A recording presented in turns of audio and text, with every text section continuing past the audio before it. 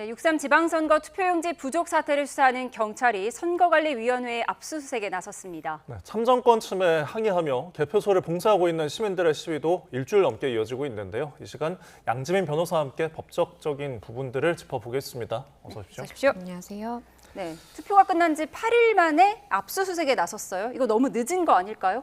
맞습니다. 왜냐하면 물론 경찰 입장에서는 영장을 발부받기에 이제 시간이 필요했다라고 이야기를 할 수도 있겠지만 사실 선거가 이루어진 바로 다음 날부터 무효소송이라든지 국회 진상규명 촉구라든지 여러 가지의 법적인 절차가 개시될 것은 예고되고 있던 상황이었거든요.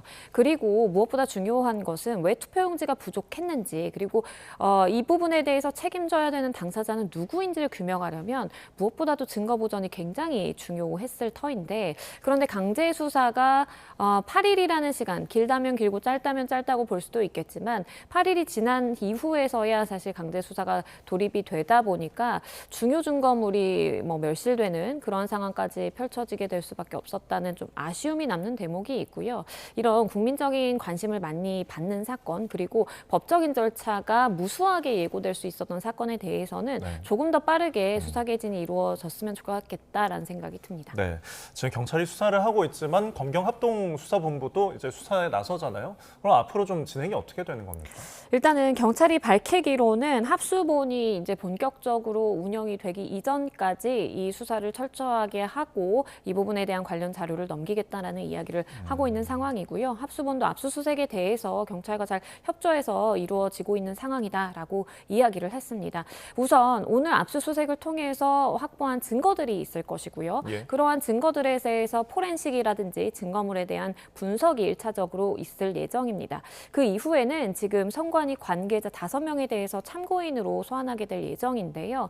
피의자로 이 적시가 된 당사자뿐만 아니라 참고인에 대한 의견을 먼저 수렴을 해서 이 조사를 한 이후에 그 다음에 피의 사실을 보다 더 특정을 해서 아마도 수사를 개진하게 될 예정으로 보여지고 가장 중요한 것은 투표용지가 부족했는데 그렇게 부족할 수밖에 없었던 이유를 규명하는 것이 가장 중요하겠거든요. 그렇기 때문에 내부적으로 왜 50%라는 그러한 기준선이 마련이 됐는지 그리고 실제 50%보다 미달하게 인쇄가 됐다면 그러한 이유는 무엇인지 또 투표용지를 인쇄한 업체까지 지금 특정이 됐거든요. 그래서 이 업체에는 구체적으로 누가 명령을 하달해서 지시를 하달해서 이러한 일련의 사건들이 발생했는지를 규명하는 것이 우선입니다. 네. 예. 지금 압수수색은 중앙선관위에 대해서 이루어지는 것이고요. 어제는 그 해당 투표소에 현장 검증이 있었잖아요. 근데 현장 검증을 갔는데 중요한 증거물이 다 사라졌다는 거예요.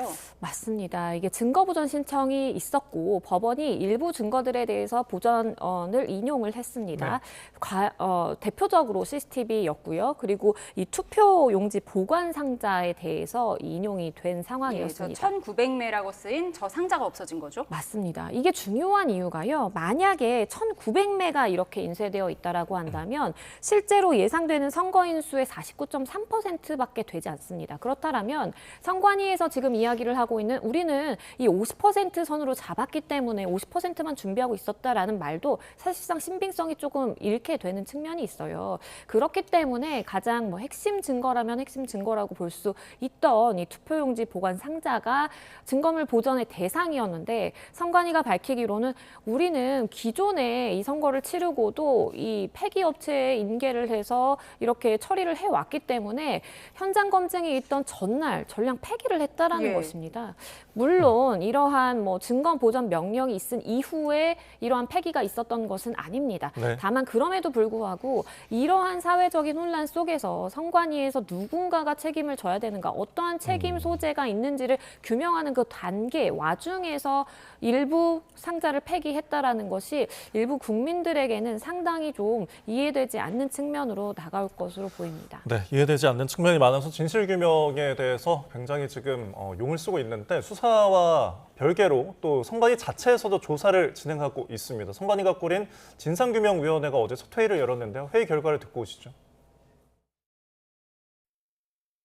투표용지 부족 시 선거관리위원회의 대응 매뉴얼이 부존재하였음을 확인하였고 필요시 관련 직원 출석 요구 및 기타 추가 자료 제출을 요구할 예정입니다.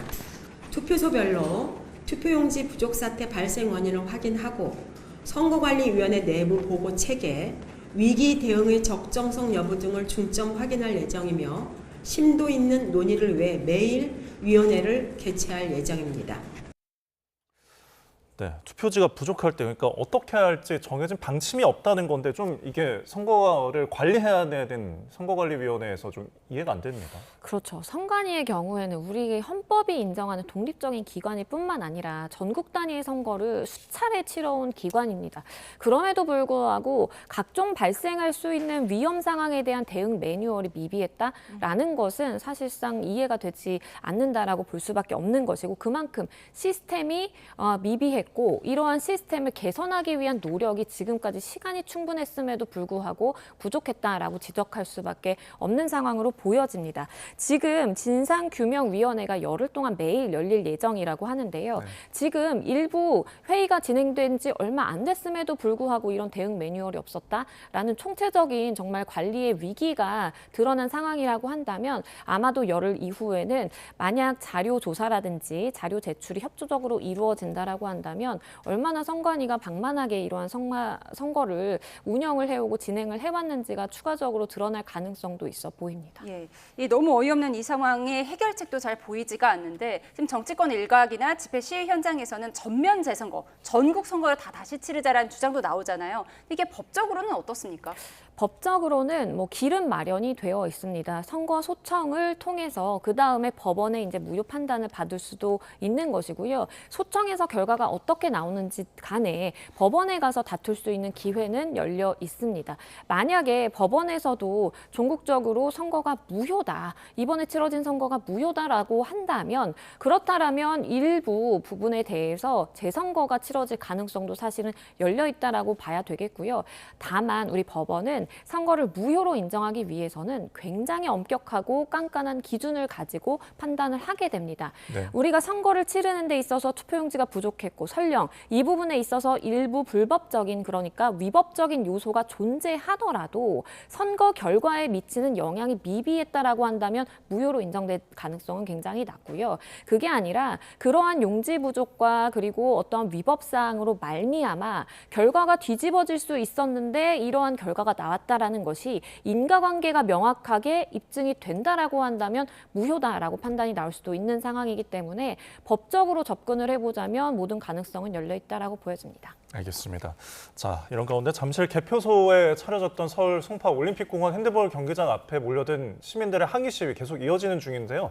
다만 애꿎은 피해자도 나오고 있습니다. 이 경기 건물장에 입주한 체육단체 호소문 발표 듣고 오시죠. 우리의 일터를 돌려주십시오.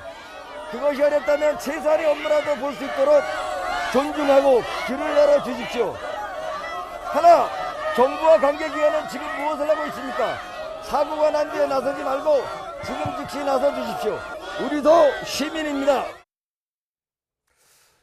네, 지금 출근을 하고 싶어도 출근을 못하는 상황이에요. 지금 시위대에서 수색도 하고 검문 검색도 하고 있다는 소식도 들리는데 이런 피해들은 어디서 보상을 받을 수 있을까요? 이러한 부분이 형사적으로 불법으로 인정이 된다면 그러한 행위를 한 행위 당사자에게 책임을 지어질 수도 있겠고요. 다만 이것이 집단적으로 이루어졌다라고 한다면 하나의 집단이 이루고 있기 때문에 어떤 개개인에 대해서 책임을 묻기는 어려워질 수도 있겠습니다. 우리가 집회 자유라는 것이 헌법상 보장된 기본권이기는 합니다. 하지만 다른 사람들에게 피해를 주면서까지 다른 사람들에 대한 권한을 침해하면서까지 누릴 수 있는 기본권은 아니라는 것을 기억을 해야 되겠고요. 지금 일부 단체들의 경우에는 OTP 카드라든지 이런 것들이 다 사무실 안에 있기 때문에 월급도 네. 못 주고 있는 실정이다라고 이야기를 하고 있고 대회 준비에 차질이 빚어지고 있다라고까지 이야기를 하고 있는 상황이기 때문에 이 시위대가 누군가에 대해서 검문 검색이라든지 수색을 할 수 있는 강제 권한은 없거든요. 만약에 이런 부분을 강제로 한다라고 한다면 강요죄라든지 아니면 업무방해죄가 성립할 수 있다라는 점을 기억을 해야 되겠습니다. 예, 말씀하신 것처럼 권한 없는 시민들 때문에 또 출근 못하는 사람도 생기고 또 경찰이나 취재진을 조롱하거나 감금하는 경우도 있다고 하는데 그럼 이런 문제에 대해서는 정부가 좀 더 강경하게 대응해야 하지 않겠습니까? 그렇습니다. 정부 차원에서 사실상의 이제 공권력 집행에 대해서 물론 공권력의 집행에 대해서도 이 제한은 있겠습니다만 하지만 이러한 공권력 집행을 너무 우습게 보고 하고 경찰에 대해서 모욕적인 언사라든지 조롱을 한다라든지